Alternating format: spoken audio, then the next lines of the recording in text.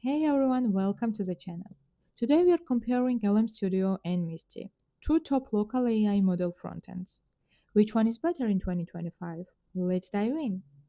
LM Studio offers a clean, intuitive interface for local AI models, runs offline, supports quantization, and has powerful developer tools like servers and API compatibility.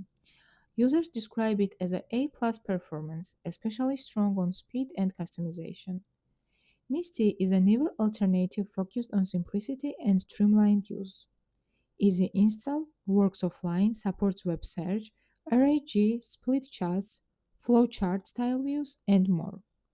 Built-in browser access to local cloud models and robust privacy with no cloud reliance. Choose LM Studio if you want maximum performance, advanced setup, and full control over local models. Go with Misty if you prefer easy to use features like web search and knowledge stacking, and a smooth installation, especially if you are newer to local AI. Both are legit, powerful tools. Just pick based on your needs. Let me know which one you prefer and hit like if this helped. Subscribe for more AI tool comparisons. Thanks for watching.